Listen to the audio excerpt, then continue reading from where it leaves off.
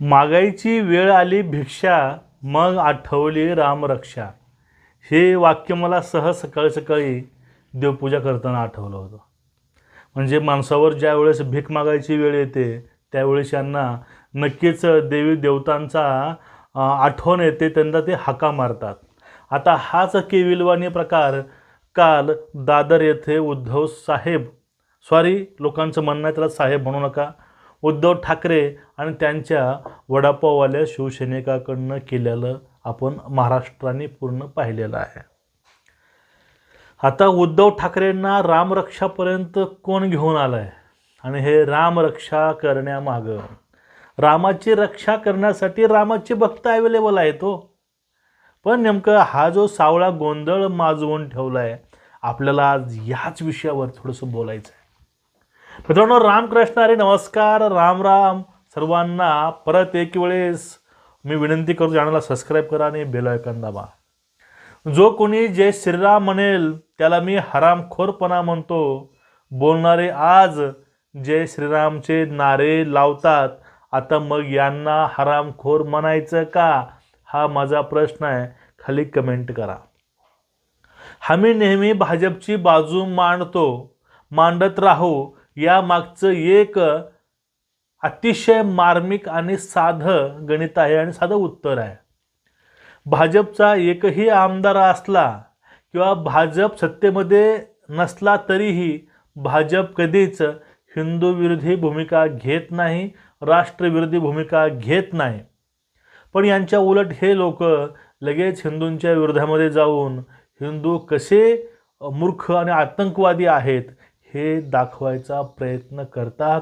हा प्रयत्न 26/11/2008च्या मुंबईच्या दहशतवादी हल्ल्यामध्ये समोर आलेली गोष्ट आहे. आपण याविषयी पाठीमागं बरेच वेळा बोललेलो आहे. आता या 2019 पासून ते कालपर्यंत ज्यांनी राम मंदिर, श्रीराम यांच्यावरती आक्षेप घेतला, याहून थोडंसं आक्रमक गोष्ट बोलली तर जे राणा दाम्पत्य आहे त्यांना हनुमान चालिसा पटनावरून अटक केलं होतं, त्यांना उचललं होतं. म्हणजे जो कोणी हनुमान चालिसा हे स्पीकरवर लावेल किंवा रस्त्यावरती म्हणेल त्या लोकांना अटक, हे मुख्यमंत्री हे मामो असताना ह्या घटना महाराष्ट्रामध्ये घडलेल्या आहेत. आणि ह्या माणसानं हिंदुत्व अक्षरशः खुंटीला बांधलं होतं. या माणसानं हिंदुत्वाचे धिंदवडे काढले होते. पण आता हिंदुत्वाशिवाय पर्याय नाही असं यांना वाटू लागलं आहे. नेहमी कुंभमेळ्यावरनं यांनी प्रश्न विचारले. नाशिकमध्ये तर यांनी आंदोलन पेटवलं होतं कुंभमेळा होऊ नये म्हणून. हे हिंदूंच्या प्रत्येक सणाविषयी कॉमेंट करतात, भारतीय सैन्यावरती कॉमेंट करतात, राम मंदिरावरती कॉमेंट करतात. आणि हे सगळं चालू असताना मित्रांनो, यांनी मधल्या काळामध्ये जो ह्यांचा चेहरा होता हिंदुत्वाचा, यांनी पूर्णपणे पुसून टाकलेला आहे. जे बाळासाहेबांनी कमवलं ते ह्या माणसानं सगळं मातीमोल केलं आहे. आणि आता सध्या यांची अवस्था अशी झाली आहे, ती अवस्था म्हणणार नाही, कारण आपले जुने पुराणे लोक म्हणतात की कर्माचे फळं हे माता जिवंतपणे फेडावे लागतील. पहिलं हे सोय नंतर होती, पण आता असं नाही. ह्या कलियुगामध्ये जे आपण कर्म करतो ना, त्या कर्माची परतफेड तुम्हाला या जन्मामध्ये पूर्ण करून जावी लागते. आता यांचे कर्म मित्रांनो पूर्णपणे फिरलेत. एकेकाळी शिवसेनेचा बालेकिल्ला मुंबई, आज त्या मुंबईची शिवसेना आहे का, हा एक मोठा प्रश्न पडतोय. कारण सध्या उद्धव ठाकरेंची जर अवस्था बघितली, यांच्या पक्षाची अवस्था बघितली, तर ते राणे बोलले होते की हा पक्ष नाही, हा बचत गट आहे, अशी अवस्था झालेली आहे. कारण हा मुळात या लोकांनी हा विचार दूर केला आणि कसे आम्ही पुरोगामीवादी आहोत हे दाखवायचा प्रयत्न केला. काँग्रेसच्या बाजूला बसून, राष्ट्रवादीच्या बाजूला बसून यांनी हिंदुत्वाला वाकोड्या दावायची कामं केलेत. हे लोक विसरणार नाहीत. हे लोकांना तो काळ चांगलाच माहिती आहे. लोक हे आता विसरणारे नाहीत. याचा तुम्हाला अंदाज त्यावेळेस यायला हवा होता की तुम्ही लोकांना एवढी आव्हानं करता, तेवढी तुम्हाला आव्हानं करून तुम्हाला लोक साथ देत नाहीत आणि तुम्हाला वोटसुद्धा करत नाहीत. याहून तुम्हाला याचा अंदाज आला आहे. आपण ही भूमिका घेतली, आपल्याला लोकांना शून्य केलं. आता आपण भिकेला लागलेले आहोत. जे आपल्यासोबत होते तेही आता आपल्या अशा भूमिकेमुळे आपलं राजकीय अस्तित्व धोक्यामध्ये आहे, आपलं भविष्य अंधारामध्ये आहे. ह्या गोष्टी समजून त्यांनी शिंदेसाहेबांसोबत जाणं स्वीकारलं आणि मूळ शिवसेनेचा विचार वाचवायचा यांनी प्रयत्न केला. पहिलं 40 आमदार गेले, आता 6 खासदार गेलेले आहेत. आणि आता या लोकांना शहाणपण आलं आहे, कारण आता हे भिकेला लागलेले आहेत. त्यांच्या हातामध्ये कधी कटोरा येईल सांगता येत नाही. मग आता आपलं डॅमेज कंट्रोल करण्यासाठी किंवा 2029ची जी काही प्लॅनिंग आहे ते सुरू करण्यासाठी, आम्ही कसे हिंदुत्ववादी आहोत, आमचा राम कसा वेगळा आहे, हे आता दाखवण्यासाठी यांनी दादरमध्ये यांनी एक आंदोलन उभा केलं, रामरक्षा आंदोलन. यांना कोण देत नाही भिक्षा, म्हणून यांना सुरू केलं आता रामरक्षा असं म्हणावं लागेल.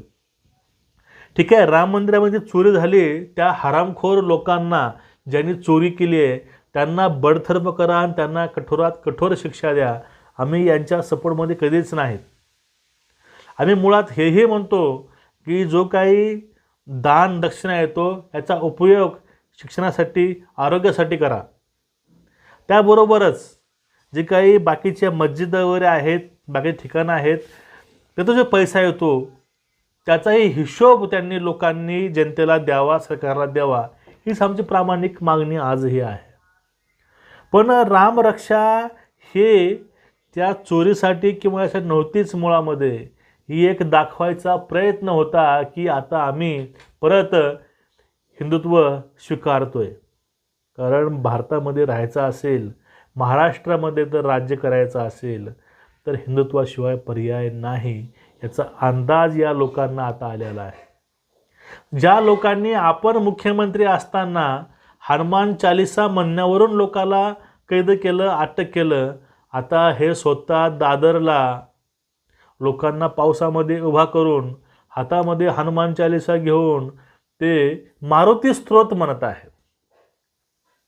ही अशी अवस्था यांची आता होऊन बसलेली आहे. हे फक्त दिखाऊपणा आहे, लोकांना हे दाखवायचा प्रयत्न आहे. उबाटामध्ये आता सध्या जे कोणी कट्टर हिंदुत्ववादी आहेत, कोणी आहे असं मला वाटत नाही. आता मला त्या ठिकाणी ते रामरक्षा आंदोलनामध्ये जे काही हनुमान चालीसा म्हणायला लोक आले होते, ते नेमके लोक कोण होते ते एक वेळेस पाहावं लागेल. पण या ठिकाणी ह्या सगळ्या गोष्टी बघितल्या, हा केविलपाणी प्रयत्न झालेला बघितला आणि एक मनामध्ये आलं की देव खरंच सगळे काही जे कर्म आहेत ते हितच फेडून जायला भाग पडतो. हे लोकांनी ह्याच डोळी, ह्याच देही पाहिलेलं आहे. पण हे सगळ्या गोष्टी बघितल्या, हे सगळं प्रकरण बघितलं तर असा एवढा राग येतो, डोकं फिरतं आहे काय गोष्टी बघितल्यानंतर. आणि एक मनाला प्रश्न पडतो, नाही आता भिक्षा मागायची वेळ आली म्हणून यांना आता रामरक्षा आठवली. हे स्वतःची रक्षा करू शकत नाहीत आणि यांना रामांची रक्षा करायची आहे.